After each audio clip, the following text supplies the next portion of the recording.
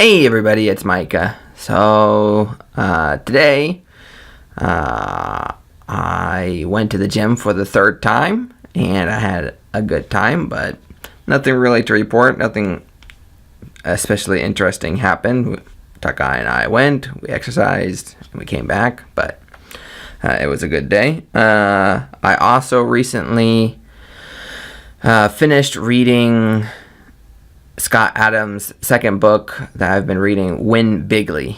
So I finished Win Bigly, and previously I finished his book, How to Lose at Almost Everything and Still Win Big.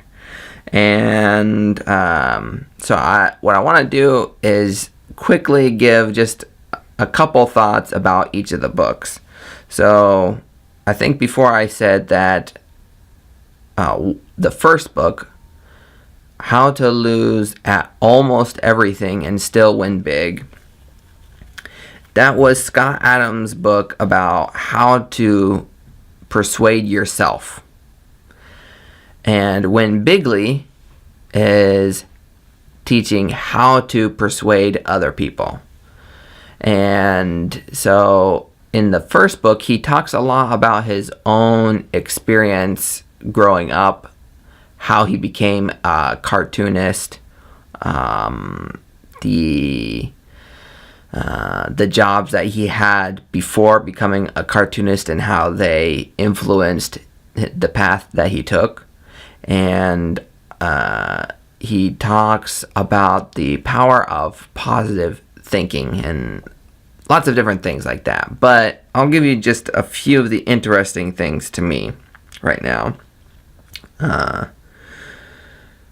So one interesting thing he says is that you can daydream yourself to, how can I say, you need to have more positive thoughts. You have to have, how can I say, so you have to manage your attitude.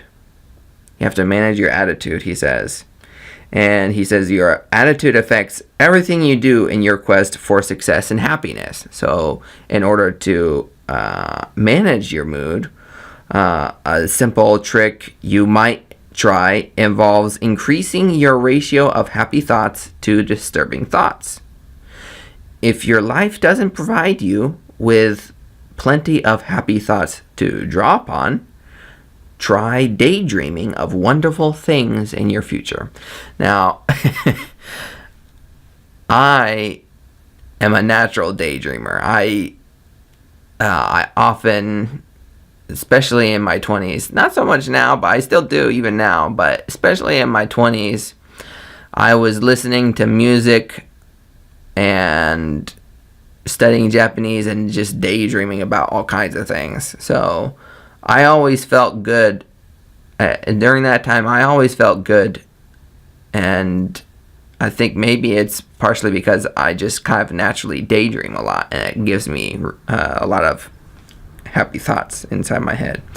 And that's actually, it's a way to increase your energy, right? And it's probably a concept that's difficult for people to believe. So Mike Cernovich talks about doing basically the same thing in Gorilla Mindset. Essentially, our minds, we're capable of controlling our attitude and our energy level. And if we think negative thoughts, we can make ourselves sad or angry or whatever, right? And we can destroy our mood and we can lower our energy level, right? We can make ourselves depressed and we can increase our stress levels. And that's something that is kind of, it's easy for people to understand that, I think. The idea that you can make yourself unhappy through negative thoughts. But I think it's more difficult probably for especially negative kind of people with lots of negative thoughts. It's probably difficult for them to imagine that you can actually just imagine your way to being happy and having high energy.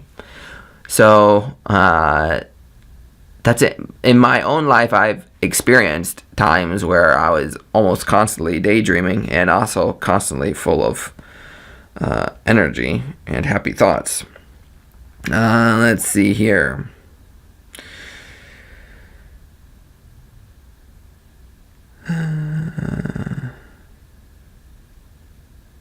Okay, so in the book, and this is in the first book, he talks about his own experience with a condition called spasmodic dysphonia. Spasmodic dysphonia. So essentially, early in his, I don't know if it's, I guess early compared, he's been doing it 30 years now, I guess. Early in his career, he had a problem. He was drawing, but his hand started shaking uncontrollably when he went to write. It wouldn't do it any other time, only when he went to write.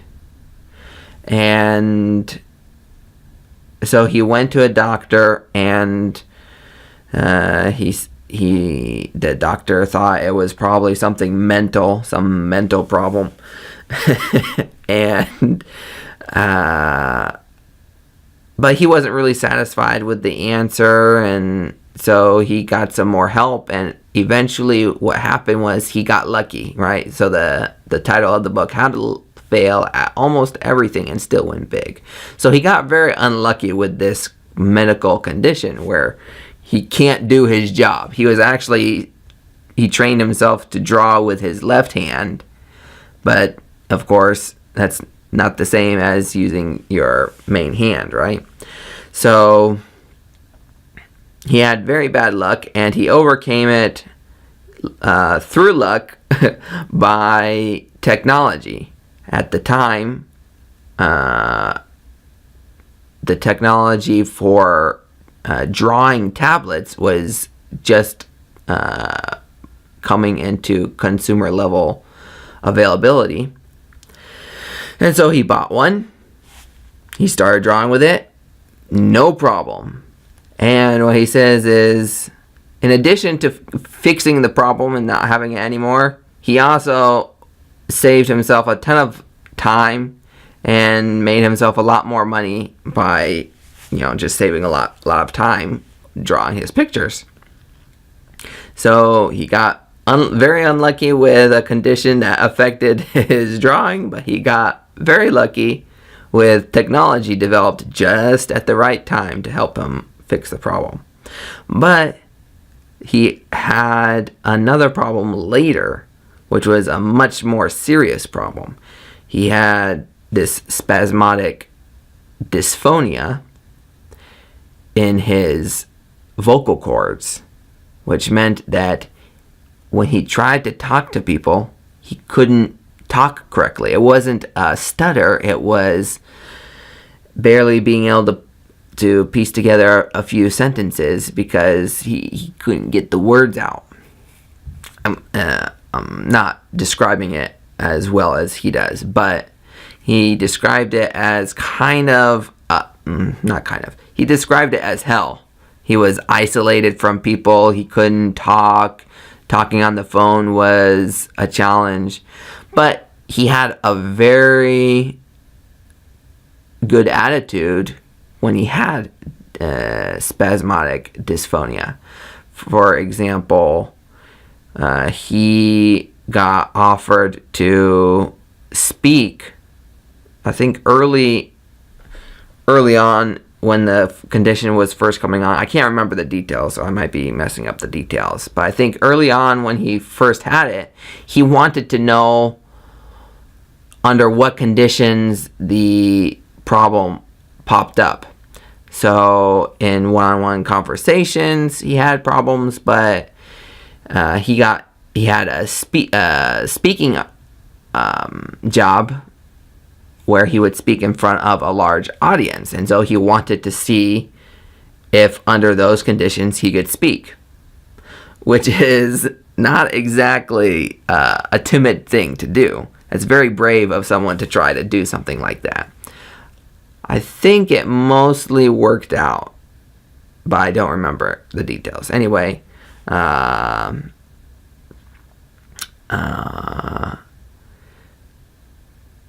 when he finally at the beginning, he didn't even know what the name of the problem was. He had no idea what the name of the condition was. So he tried to do searches for it. He couldn't find anything. But then, how can I say, when he first had the voice problem, he had no idea what the problem was. He had no idea how to search for it. But then he remembered his hand problem, and he thought it was kind of similar, maybe related, and so he used search terms to find the name of the condition for his throat. So spasmodic dysphonia is the name of the problem with his voice. I can't remember the name of the problem with his. He says his pinky goes nuts. His pinky goes nuts.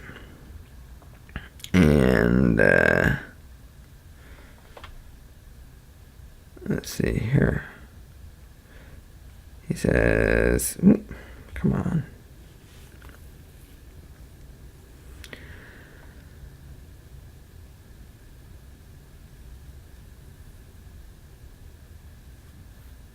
So he would wake up early in the morning to draw pictures, and he said that using his hand a lot took its toll, and his pinky finger started to spasm whenever he touched pen to paper. So he said it made it nearly impossible to draw under that condition. And he said it was, so the name of the condition was focal dystonia. Focal dystonia. And he said, my dream of being a cartoonist for the rest of my life was over unless I found a way to be the first person in the world to beat focal dystonia. Nobody had done that before. And then, as I said, he did it through the Wacom drawing tablet. So he used search terms related to dystonia and found out he had spasmodic dysphonia. And he went to see specialists who said, nobody, there's no cure for this. And then the specialists were very close to his house, like a 5-minute walk from his house. And then he found a person, but he wasn't really satisfied with any of the information he was getting from doctors. He wasn't satisfied with that. So eventually he found someone that said, hey, I can help you. I have a surgery. And so he did the surgery. I won't go into more details. It's a very interesting story, and I think it's worth reading the book to find out how that story goes. But the one thing that he says, of course, the story of going in front of a large crowd with a debilitating medical condition is a great story of bravery. But he says he went to a doctor, and I printed out, let me just read the book. I printed out a description of spasmodic dysphonia and took it to my doctor. He referred me back to my ear, nose, throat doctor, who in turn referred me to a doctor I hadn't yet seen in the Kaiser Health Care System, who turned out to be an expert in that exact condition. Within 10 seconds of my opening my mouth in her office, the doctor confirmed the diagnosis. I had a classic case. And so he asked, "What's the cure?" And she says, "There is none." But that wasn't what I heard. The optimist in me translated the gloomy news as, "Scott, You will be the first person in the world to be cured of spasmodic dysphonia. And I decided that after I cured myself somehow, some way, I would spread the word to others. I wouldn't be satisfied simply escaping from my prison of silence. I was planning to escape, free the inmates, shoot the warden, and burn down the prison.